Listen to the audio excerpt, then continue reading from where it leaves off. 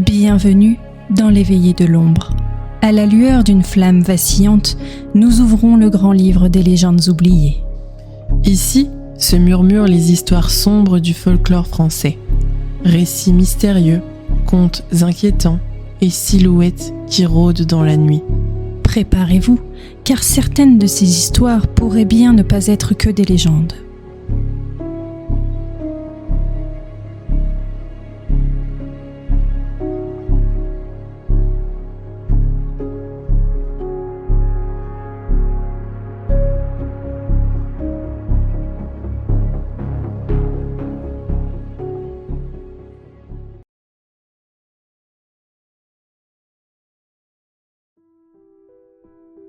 Certains objets ne reflètent pas seulement ce qu'ils voient.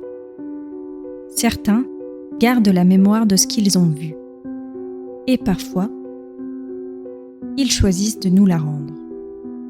Au cœur de la Nièvre, dans une demeure oubliée de Château-Chinon, un miroir a traversé les siècles. Un grand miroir ovale, encadré d'argent terni, suspendu dans le salon d'un manoir du XVIIIe siècle. On l'appelait simplement le miroir des âmes. L'histoire commence en 1832.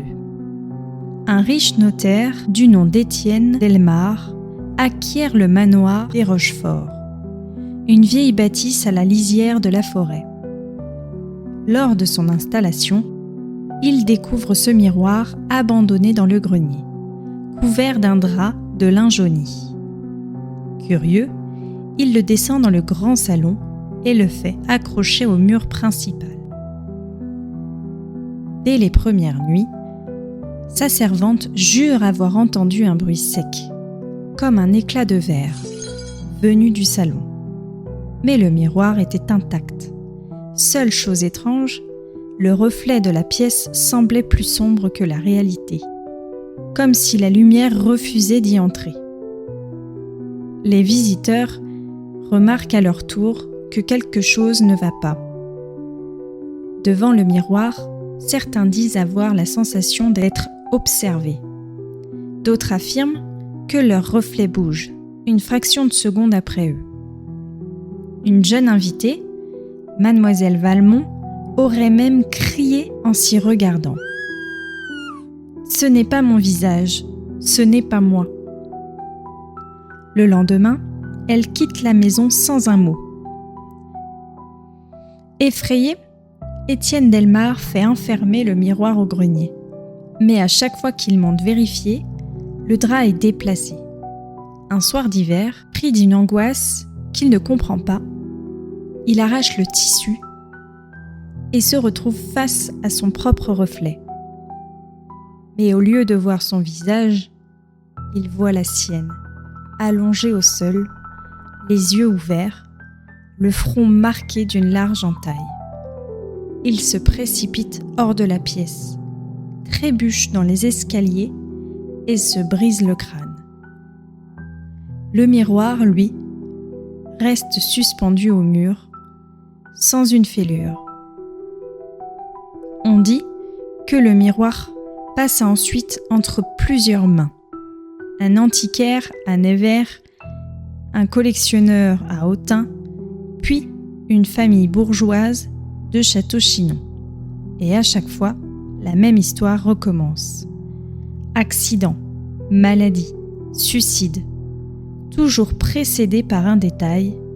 Le soir précédant la tragédie, la victime aurait juré avoir vu quelqu'un d'autre dans le miroir. En 1924, un certain Abbé Lenoir, passionné d'objets ésotériques, tente de bénir le miroir. Selon son journal, au moment où il traçait le signe de croix sur la surface, celle-ci aurait absorbé la lumière de la bougie, plongeant la pièce dans l'obscurité totale. Il écrit ensuite « Ce miroir n'est pas un objet, c'est une porte, et derrière, il y a quelque chose qui attend. » Le lendemain, l'abbé quitte Château-Chinon. Son journal s'interrompt ici. Aujourd'hui encore, le miroir existe. Il serait conservé dans une collection privée à quelques kilomètres du centre-ville. On raconte que son propriétaire le garde couvert d'un voile noir, dans une pièce fermée à clé. Mais parfois, dit-on, en passant devant la porte, il entend un léger souffle, comme si quelqu'un respirait derrière le verre. Le miroir des âmes n'a jamais été détruit. Les rares qui ont essayé ont tous échoué. Peut-être parce qu'il ne reflète pas seulement l'image, mais la part de nous qu'on cache. Et quand on la regarde trop longtemps, c'est elle qui finit par nous regarder.